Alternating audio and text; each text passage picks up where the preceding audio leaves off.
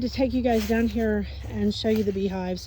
I don't usually do this because I'm usually really busy, but I've already done the sugar syrup and put it on for them today, and I wanted to show you what they were doing. So I'm going to get close because I'm in my bee suit, and I would show you that, but then we'd have to turn the camera around and all of that kind of stuff. So that's hard to do when you got gloves on. So I don't know if you can tell from the front, and I'm liable to make them mad standing right here, but I wanted to show you they're doing flying lessons. They're bringing in lots of pollen, sending it out. This is the first good day we have had in ages. The hive on the right has two entrances. It has an entrance in the top, which I didn't switch around because we had such a mild winter. We use these entrances at the top when we have on a honey super because it's another way for them to get in and bring in nectar without having to go through the entire hive. Right now, of course, I don't have honey supers on, but I've already checked these hives, and each of these hives has pretty full boxes. So I'm watching them closely, and as soon as we have another, I'm not going to bother them today because they've just had such terrible weather. All I did was feed them. I'll just tell you a little bit about my three hives.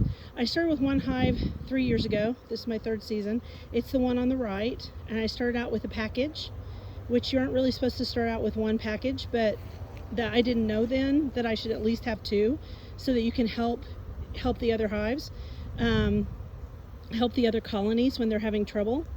But I did what I did because I didn't know, and it is I hope my cat, here's my cat.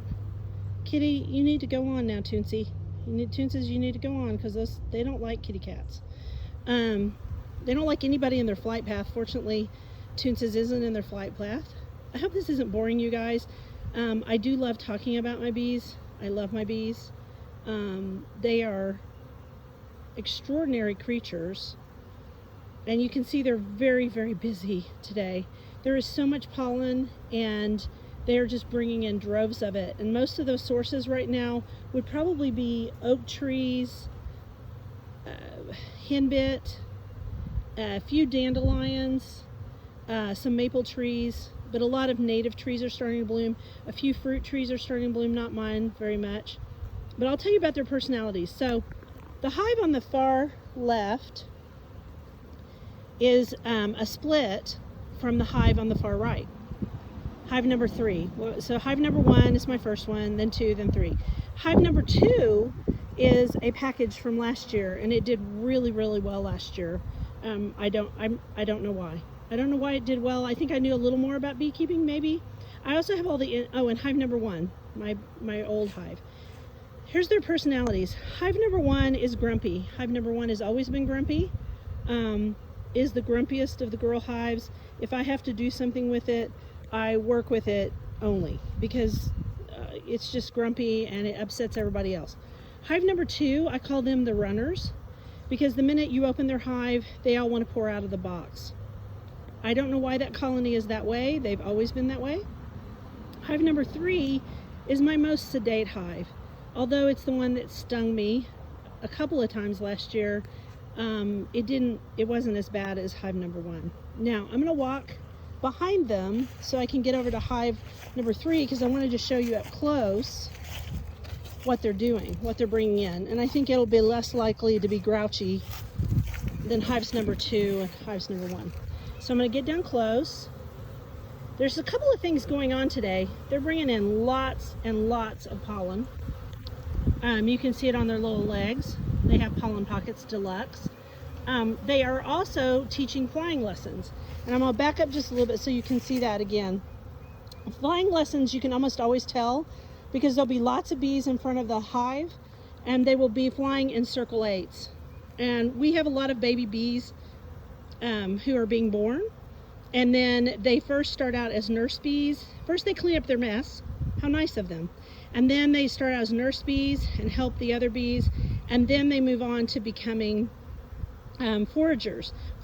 Being a forager is the last job in a bee's life unless they become a guard bee.